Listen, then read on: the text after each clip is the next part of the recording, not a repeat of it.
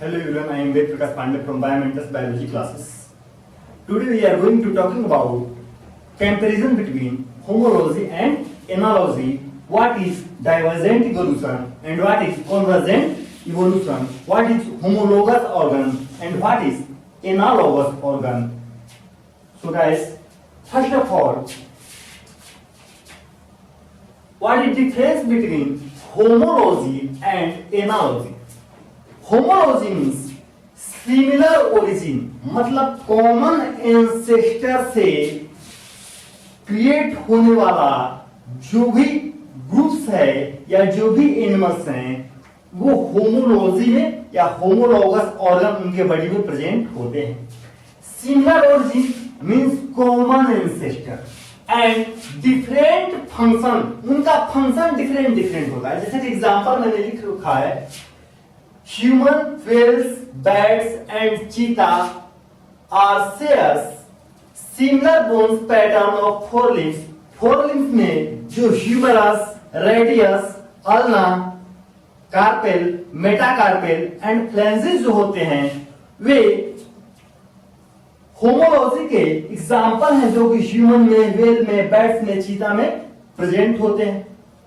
उसके बाद बोगनविलिया एक फ्लावरिंग प्लांट्स है जिसका खोल और कुकुरबिट्टा का जो टेंड्रिक्स होता है उसमें भी होमोलॉजी का कंडीशन देखा जाता है. ये दो एग्जांपल होते हैं किसके, होमोलॉजी के एग्जांपल हैं. वैसे ही एनालॉजी क्या है? पहला नंबर आप लोग समझिए, what do you mean by homo and ana. Homo means similar और same, while ana means different.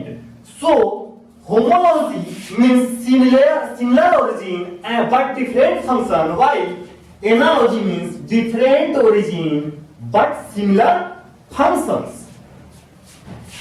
Homology so divergent का मीनिंग क्या है? देखो यहां पर जो ओरिजिन है वो कॉमन एक पॉइंट से स्टार्ट हो रहा है, बट ड्यू टू नीड्स एक डायरेक्ट, इसका जो डायरेक्शन है वो अब अलग अलग हो चुके हैं, अलग अलग डायरेक्शन में ये डाइवर्ट कर रहा है. इसलिए ऐसे कॉमन ओरिजिन से क्रिएट होकर एक डिफरेंट डायरेक्शन में एडेप्टेशन के कारण, एडेप्टेशन क्या है कि हमारे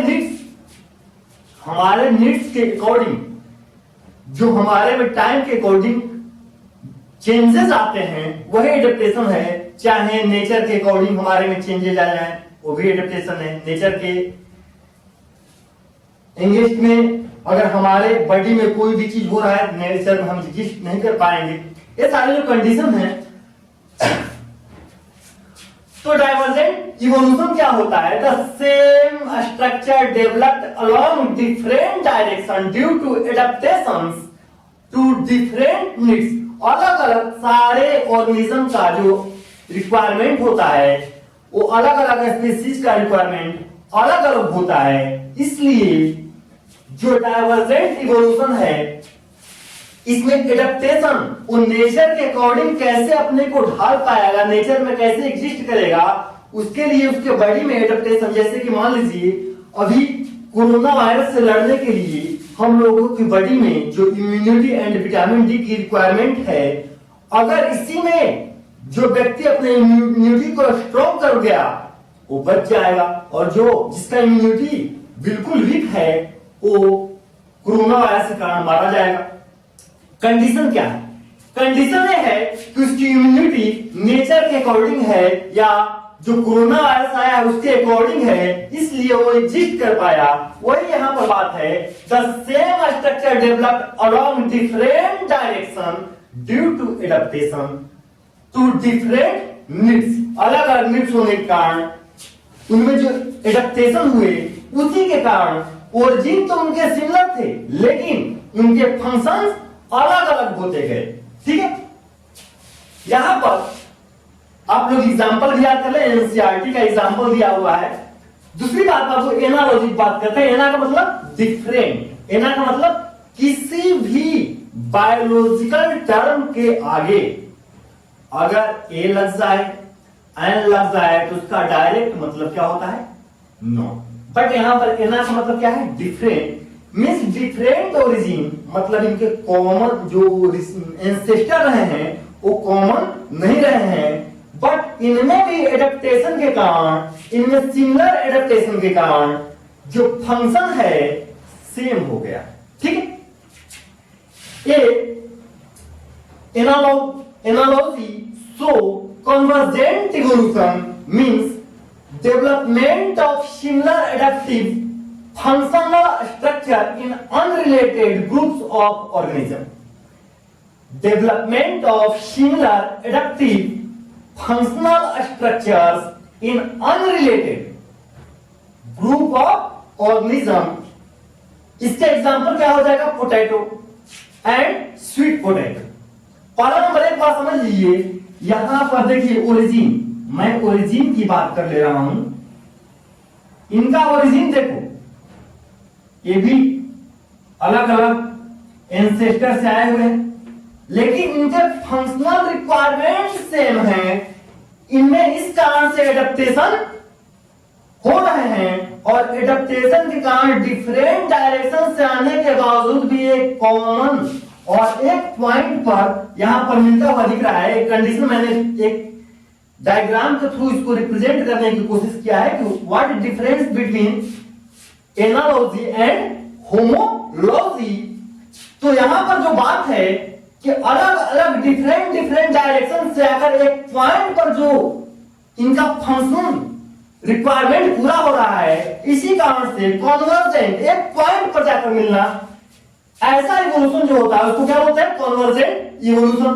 पोटैटो एंड स्वीट पोटैटो, अगर स्वीट पोटैटो की बात करें तो इसमें रूट मॉडिफिकेशन, इसमें क्या होता है? Root modification. एंड पोटैटो की बात करें तो इसमें स्टेम मॉडिफिकेशन।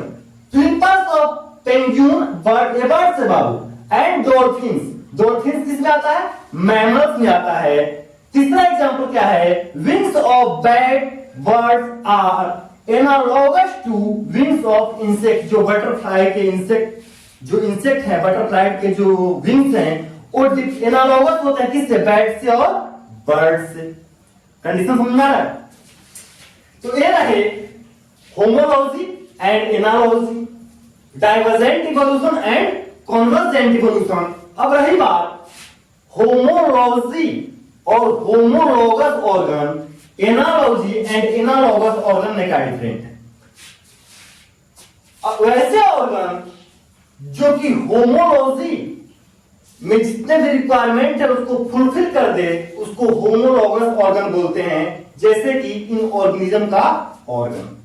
और एनालॉजी में ये सारे जो पॉइंट दिए हुए हैं, चाहे वो प्लांट हो या एनिमल्स हो, उनके जो ऑर्गन्स हैं इसको एनालॉगस ऑर्गन कहा जाएगा। ठीक है, ये बात डायरेक्ट पॉइंट उत्तर एनसीईआरटी के पॉइंट है, डायरेक्ट उत्तर मेडिकल के एग्जाम में भी आते हैं, नीट में भी आते हैं, और आपके बोर्ड एग्जाम में भी ये point two point optional question में पूछे जा सकते हैं। ठीक है, आप लोग इसको याद कर ले, आप लोग इसको पूरा नोट कर ले। ठीक है, थैंक यू।